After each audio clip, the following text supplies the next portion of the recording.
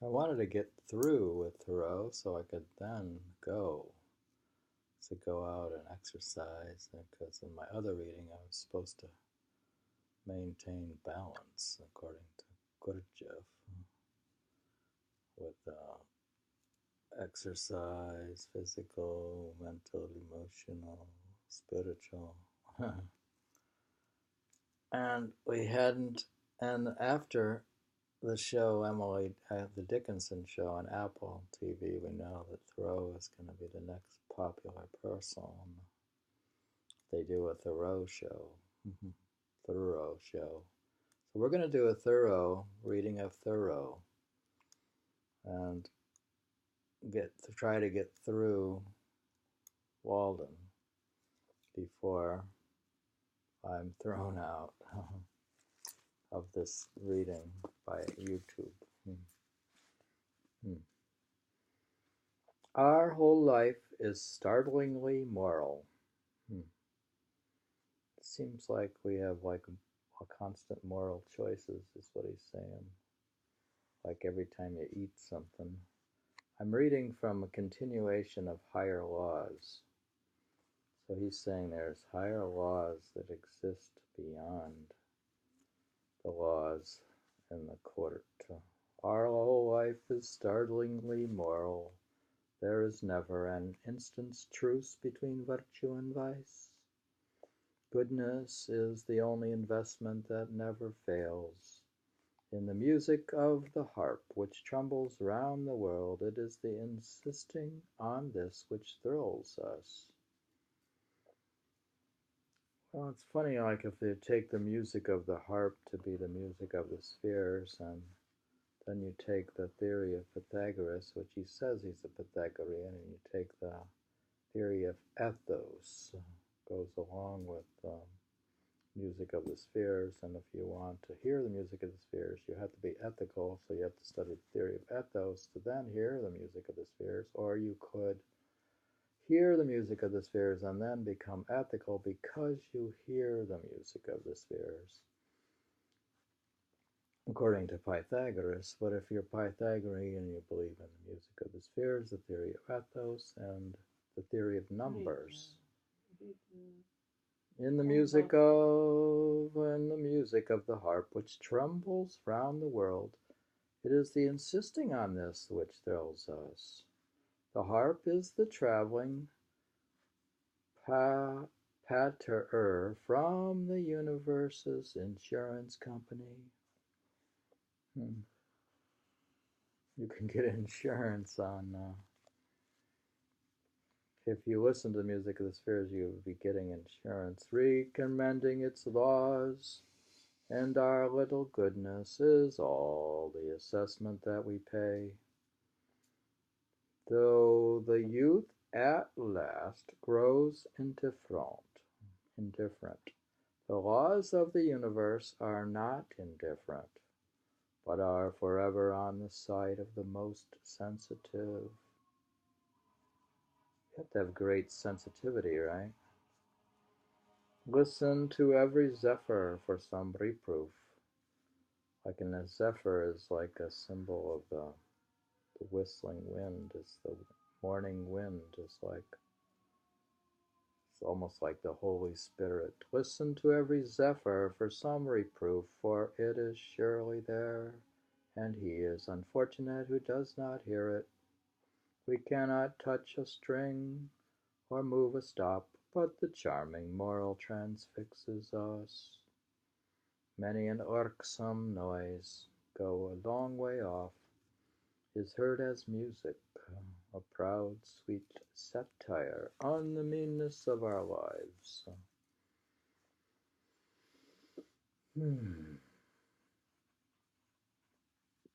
We are conscious of an animal in us which awakens in proportion to our higher nature as our higher nature slumbers.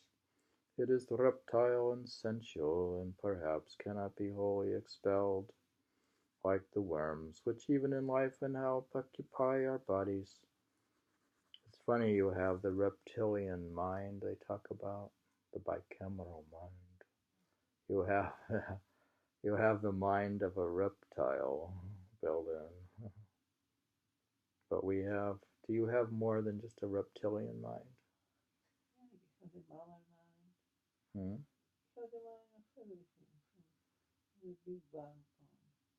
I notice the reptilian mind that I have like impulse to certain things. So, hmm. Hmm. Hmm. Possibly we may withdraw from it, but never change its nature. He says you can withdraw from the mind. I feel that it may enjoy a certain health of its own, that we may be well, yet not pure. She said, I don't know if Gurdjieff would have thought of this similar, that there's some sort of other centers. So he's saying you can't be just a professor and read books. You have to go outside and exercise, or else the tech hackers, the kids playing video games need to play sports. The other day I picked up the lower jaw of a hog with white and sound teeth and tusk, which suggested that there was an animal health and vigor, distinct from the spiritual.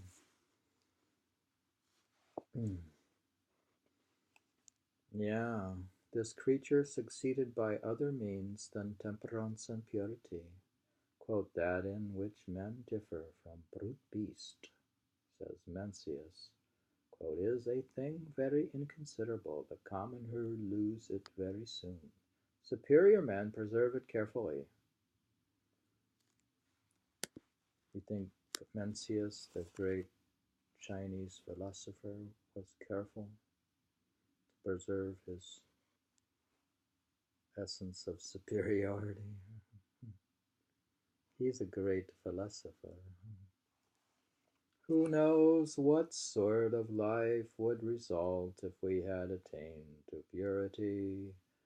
If I knew so wise a man as could teach me purity, I would go to seek him forthwith. Quote, a command over our passions and over the external senses of the body and good acts are declared by the Ved. He means like Vedas, I guess, to be indispensable in the mind's approximation to God.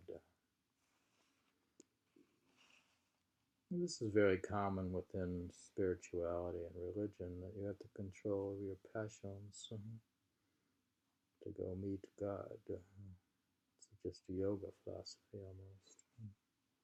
Yet the spirit can for the time pervade and control every member and function of the body, and transmute what in form is the grossest sensuality into purity and devotion. Man has that capability that the hog may not have had. Do you think the hog can become pure and devoted? A man has the potential. The generative energy which, when we are loose, dissipates and makes us unclean. When we are continent, invigorates and inspires us. Chastity is the flowering of man. Now we've learned that he was against meat. He doesn't like to drink alcohol, and now he's saying chastity, no sex. Chastity is the flowering of man. What are called genius, heroism, holiness, and the like are but various fruits which succeed it. It all comes from chastity.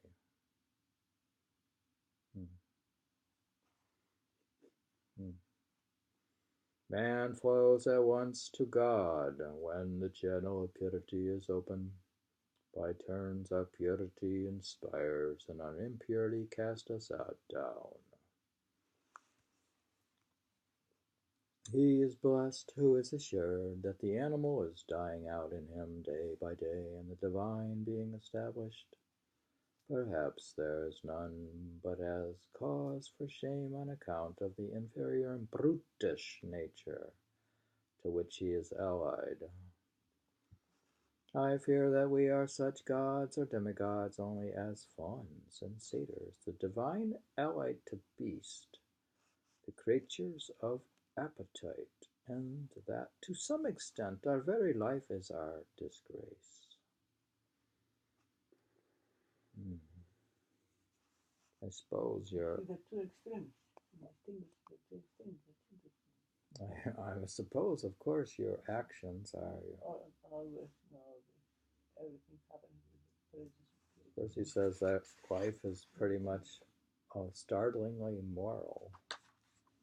And whether you're disgraced or not depends on your morality. If you're completely chaste and don't eat meat and don't drink alcohol and don't have sex and study Mencuis, and you superior men preserve it carefully. He's preserving his chastity carefully.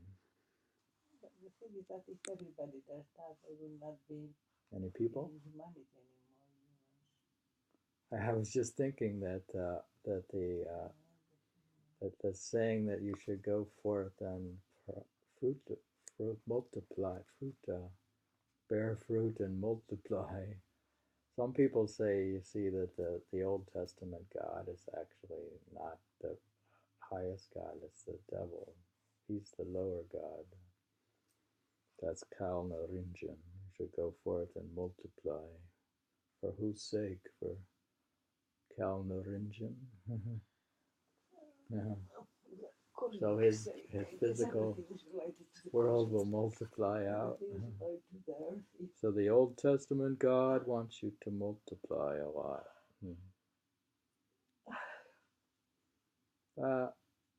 Well, remember how he is such a wrathful and mean Back God? then, there were not many people, so they meant well to multiply. Well, there weren't many people. Today, they would not say the same. You could say it's time situational. There's not many people, so he says multiply. And then maybe you could say now don't multiply.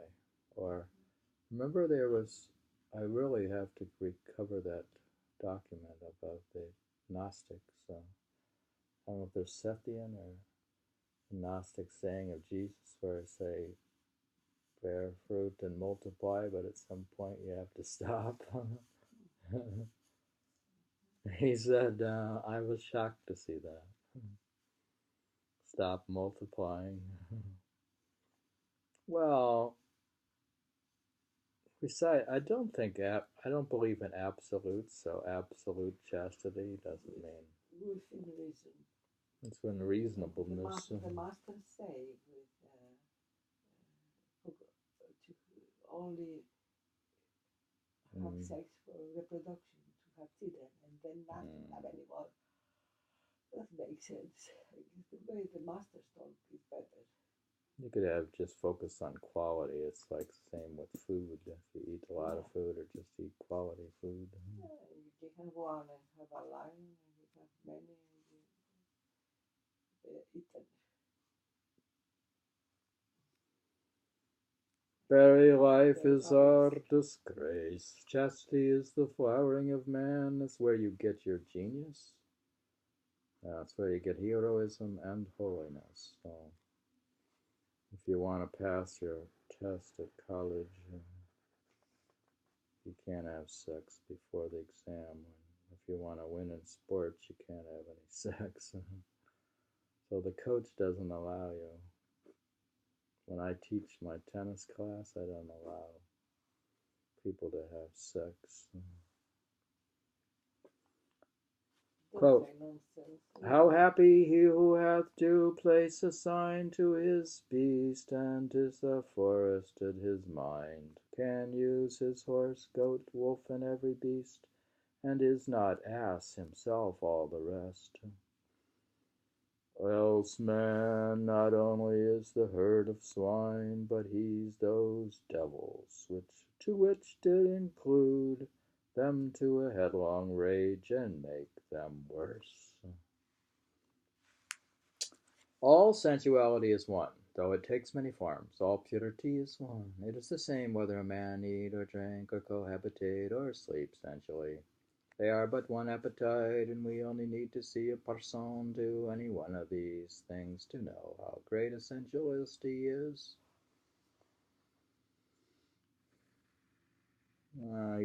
He's kind of ascetic, you know. He's like the hermit monk in the woods, but he's not really a hermit. We find out. The impure can neither stand nor sit with purity. I guess Louisa May Alcott liked him, but he's like 15 years older than her. So they weren't really a match. He's like her teacher. When the reptile is attacked at one mouth of his burrow, when the reptile is attacked at one mouth of its burrow, he shows himself at another. If you would be chaste, you must be temperate. What is chastity? What shall a man know? If he is chaste, he shall not know it. He doesn't know he's chaste. If you're chaste, you don't know you are. Well, that's the old theory. See, my old theory is if you think, one thing to think about sex, the other thing is to think about not having sex. So if I think I'm not going to have sex, I'm actually thinking of sex. Oh no, the other thing is not to think at all. That's what he says. Don't think of sex or not having sex. How shall a man know if he is chaste? He shall not know it.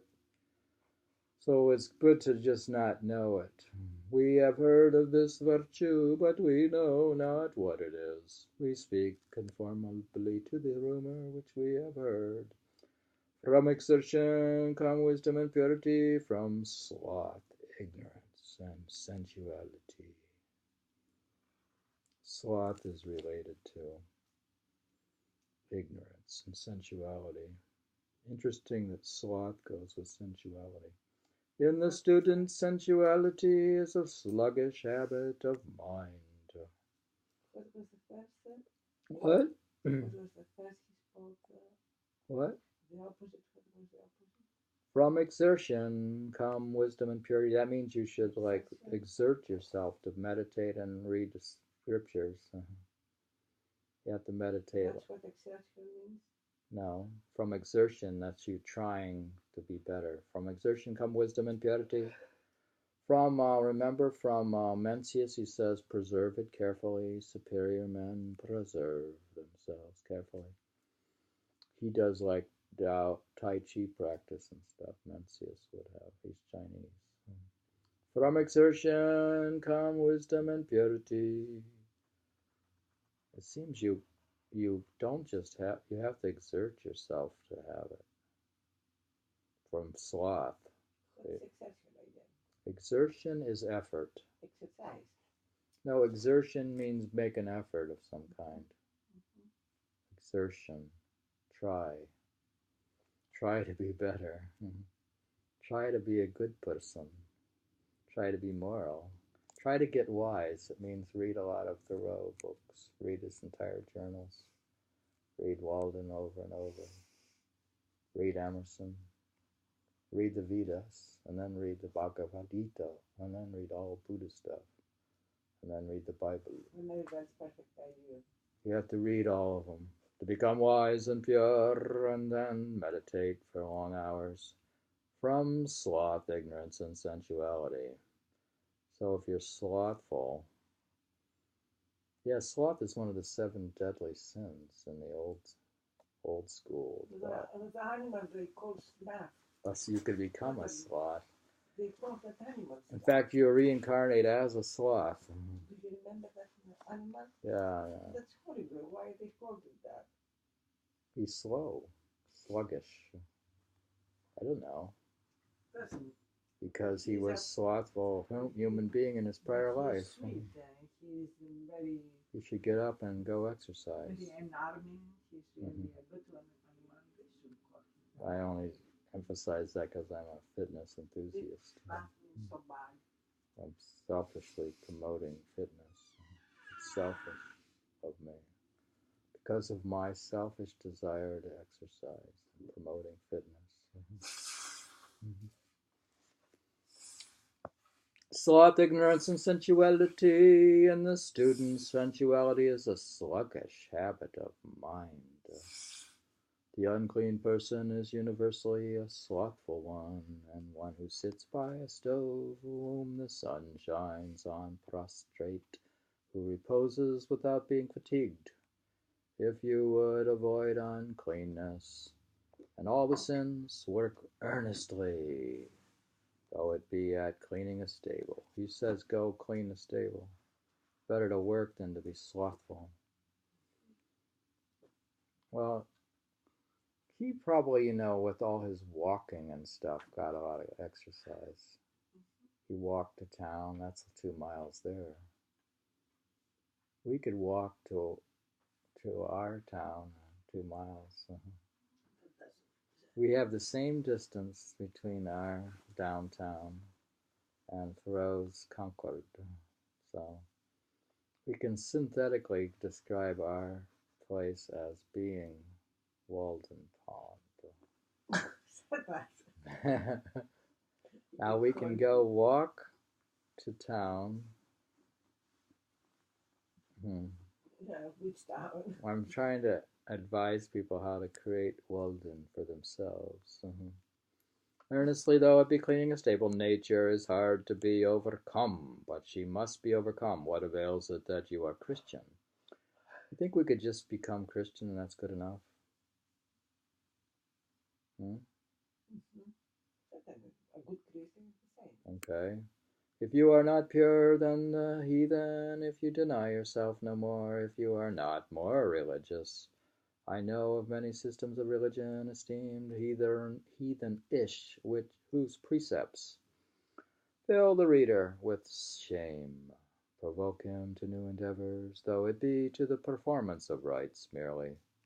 I hesitate to say these things, but it is not because of the subject. I care not how obscene my words are, but because I cannot speak of them without betraying my impurity.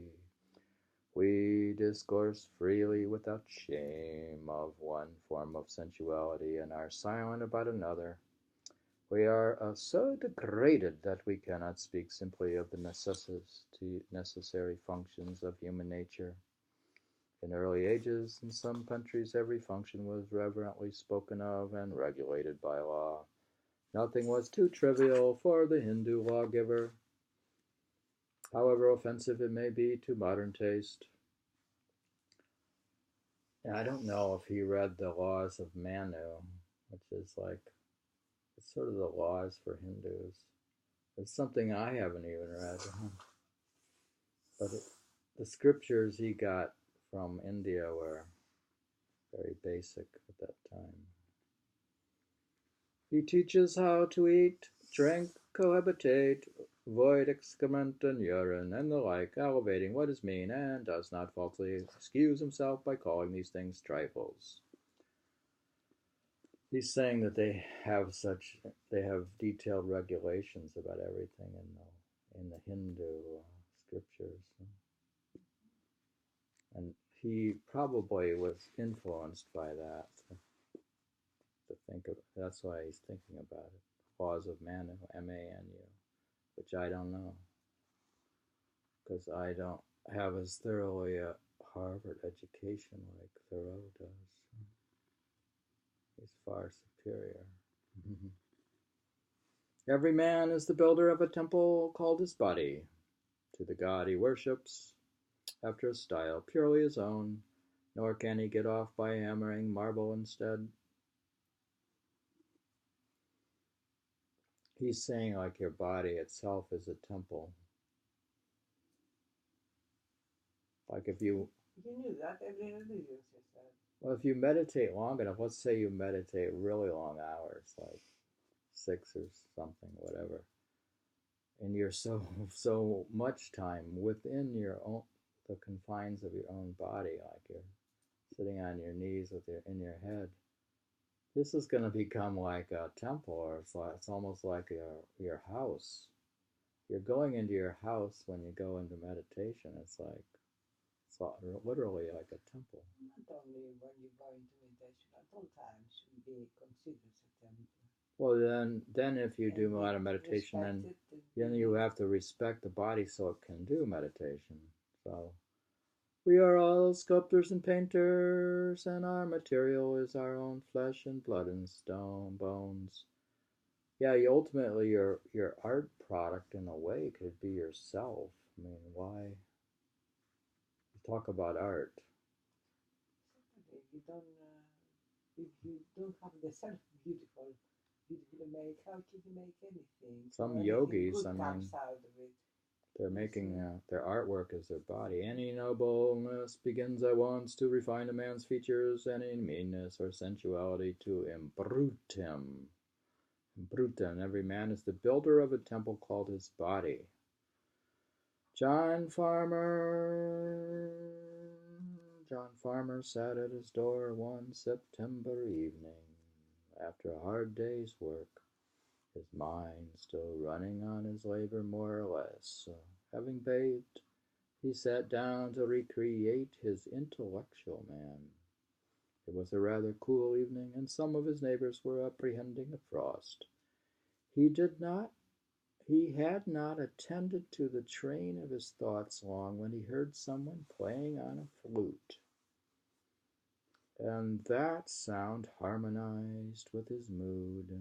Still he thought of his work, but the burden of his thought was that though this kept running in his head, he found himself planning and contriving it against his will, yet it concerned him very little. It was no more than the scurf of his skin, which was constantly shuffled off, but the notes of the flute came home to his ear out of a different sphere from that he worked in, and suggested he work for certain faculties which slumbered in him.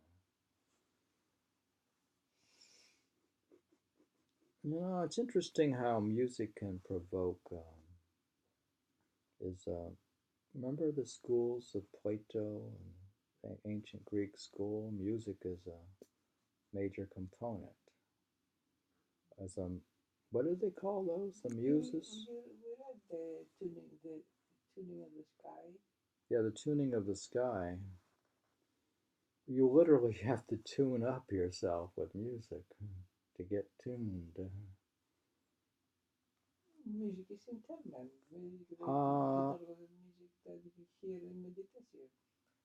Yeah, I'm talking about in Greek music is actually in Plato you improve your morals with music. If you have the wrong music, if you play the wrong mode, if you're in the wrong mode, you harm your ethics. All that ugly music today. The ugly music.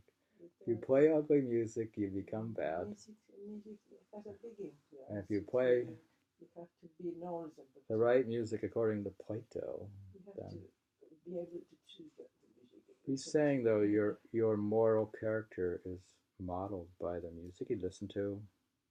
They gently did away with the street and the village and the state in which he lived. A voice said to him, "Why do you stay here and live this mean, moiling life when a glorious existence is possible for you? Those same stars twinkle over other fields than these. But how to come out of this condition and actually migrate thither? All that he could think of was to practice some new austerity and to let what do you mean thither? Thither. Thither. Thither. That's to go migrate. Thither. Thither. Thither. I don't know that word. Thither means thither. It means just beyond. It just means migrate beyond or migrate somewhere else. Thither means somewhere else. It's an old word, probably. All that he could think of was to practice some new austerity and to let his mind descend into his body and redeem it and treat himself with ever-increasing respect. That's the end of Higher Laws. I didn't quite understand the section on John Farmer. What he just said about John Farmer. I didn't get that. Didn't get that little section. He had discussed about the body was the temple of God. He discussed about sloth and exertion and chastity, and chastity leads to genius, heroism and holiness.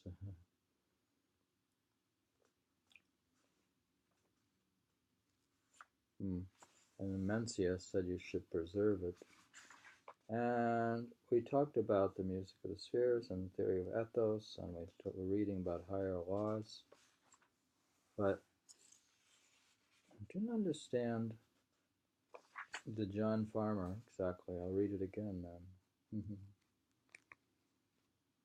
John Farmer. Now, we had read all this philosophy right now. This must have some example of his philosophy. John Farmer sat at his door one September evening after a hard day's work, his mind still running on his labor more or less. Having bathed, he sat down to recreate his intellectual man. It was a rather cool evening, and some of his neighbors were apprehending a frost. He had not attended to the train of his thoughts long when he heard someone playing on a flute, and that sound harmonized with his mode. Still he thought of his work, but the burden of his thought was that though this kept running on in his head, he found himself planning it and contriving it against his will. Yet it concerned him very little. It was no more than the scurf of his skin, which was constantly shuffled off, but the notes of the flute came home to his ears out of a different sphere from that he worked in, and suggested work for certain faculties which slumbered in him.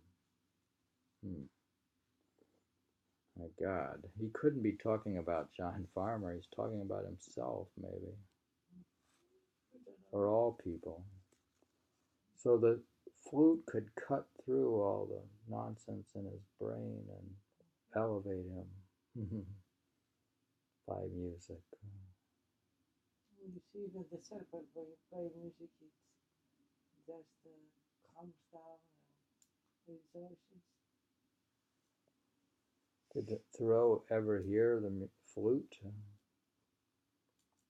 The cosmic flute. They gently did away with the street and the village and the state in which he lived.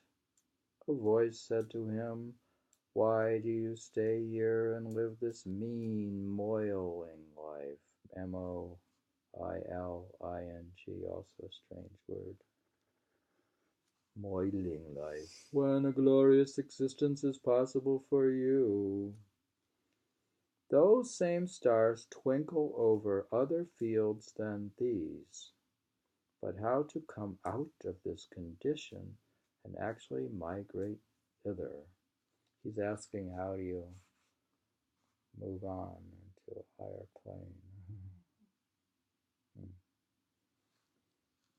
Well, at least he's trying. About the star again? He's exerting himself with wisdom and purity. Thoreau exerts himself. The star? Those same stars twinkle over other fields than these. But how to come out of this condition and actually migrate thither? The stars are. Are we exerting ourselves in wisdom and purity? Very beautiful. Or we're slothful? All that he could think of was to practice some new austerity. Is that like thinking of sex? Or thinking of not having sex? Austerity in general, it's not sex only. But if you think of an austerity, you're thinking of not having sex. But as we read earlier, you shouldn't think also about not sex. It's not that, okay? Right. Austerity, it's a way of life. Yeah, I know. To let his mind descend into his body and redeem it and treat himself was ever increasing respect. You should have some respect for yourself, you know. You should, you know. Because you're reading Thoreau and all the talkings about sex and sex. Did he ever say sex, Thoreau, in the book? He said chastity. So why did you turn it into your ESSE, whatever? Yes. Wow. Your gross. That's why if you think about it, it is gross. So. Yeah. I wonder. We read about the higher laws, and we didn't know who John Farmer was. Now delete the tape altogether and read it again. Turns out that I'm John Farmer, huh? No, you're not at all. You're a gross one. I was a farmer. Yeah. I was once a farmer. Farmer, yeah, but nothing to do with what he's talking about. I'm trying to exert myself to wisdom and purity. Delete that tape and make another one. So I can overcome sloth. It's going to be a comedy. Dear, we're trying here. Dear, we're trying to become better. This is talking about morality. This is morals we're talking about. The preserving morality through the music of the spheres.